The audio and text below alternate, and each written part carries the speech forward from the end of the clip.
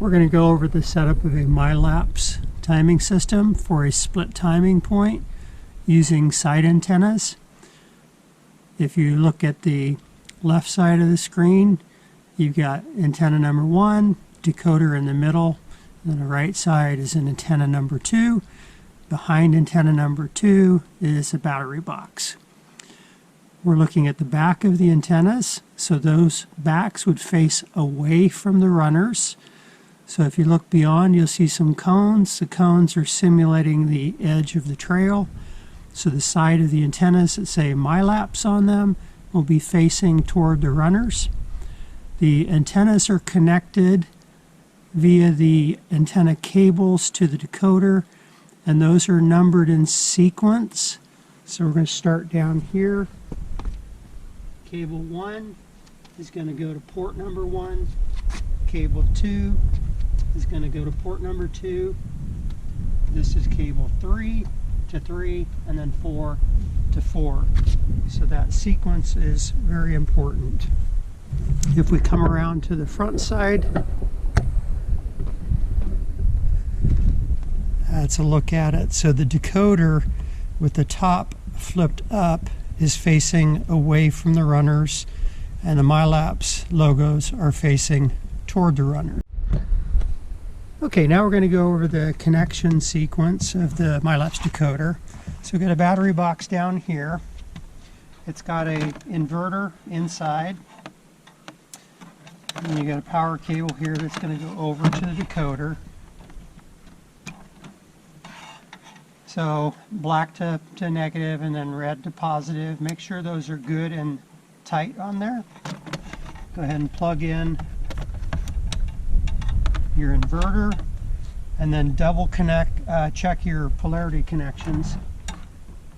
And then once you're secured, go ahead and plug in power here, and then flip on the inverter switch, and then look for the green LED. Then go ahead and close up your battery box. Next step is to hook up the modem. So these cables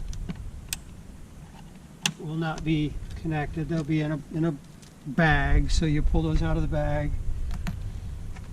There's 2 network connections here on the decoder. Let's get in a little closer here.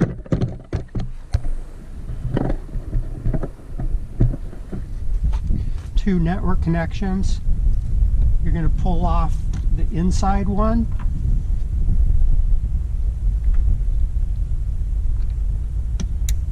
Connect your RJ45 cable there, and then you'll find an open port on the modem. Once you've done that, connect the modem side of the power first, and then on this power supply there's a green terminal and then there's a black terminal. You're going to use the black terminal, so it's important. Turn on the power supply first, get the green lights, and then immediately plug into the black terminal here. Verify that the lights stayed on, and now you should get some light activity appearing here on the modem. So that's your basic setup. Once that's all ready to go, there's a red power button. Just press and hold it for about a second, second and a half. And then there's an LED screen, and you should start to see some activity on that. Okay, we're looking at the Mylaps decoder LED screen. The CC-OK in the upper left-hand corner, that just indicates that we are connected to the server, and I'm now talking to this reader from the finish line.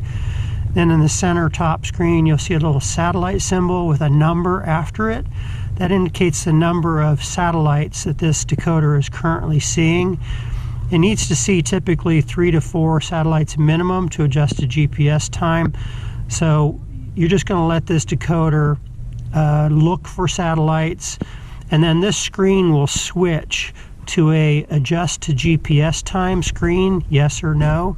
So I'm going to go ahead and pause here, and once we get enough satellite coverage found, then I'll show you what that screen looks like.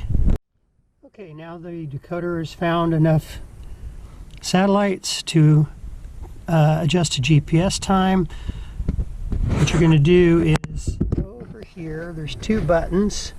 There's a selection button with the arrow, and then there's an enter button with just the circle and the dot. So we're going to take the circle and the dot, and we're going to press on that. And now we're seeing our total number of satellites at 5, and our GPS time is synced to 11, 29, 48, 49, 50. And now we're good to go and ready for runners to be recorded. A couple final notes on the decoder setup. So these cables, they're pretty robust, but you can't kink these cables. So notice how I've got nice loose loops there. That's how you want it to be. Same thing here on the decoder. You don't want any sharp kinks in these cables. Last note on the decoder setup is these decoders are not waterproof. So if you get any kind of precipitation at all, or even if you're expecting precipitation, then there's a rain cover that needs to be installed over these. So I'll go ahead and show you what that looks like. So you're going to take the latch pieces and flip those down. Take this little guy here. The window is going to go over the face of the decoder. So you're simply going to slip this on all the way down, and then fit the bottom piece over here, and then you're good to go. If you need to access anything inside, you can still get inside here. And that's it on the setup. Okay, now we're going to shut down the decoder. And before you do that, you've received word from me that yes, I've backed everything up at the finish line and you're good to shut the unit down. Wait for that confirmation from me before doing that. Okay, so here's the sequence. Is you're going to go ahead and pull off the cover if one has been installed.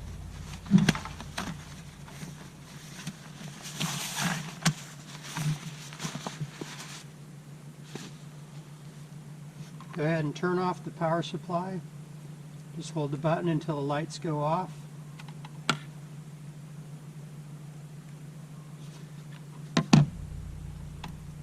Disconnect these cables.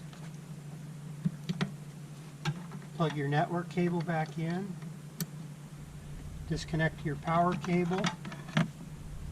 Press the power button on the decoder. Up on the screen you'll see turn off, yes or no.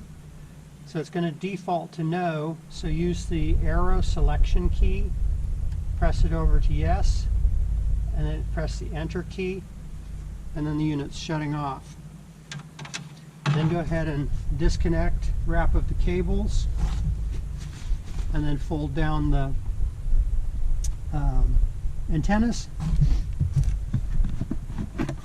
Come into your battery box, turn this off, the inverter, and disconnect your batteries. Make sure you tuck these cables down in and disconnect your power cord.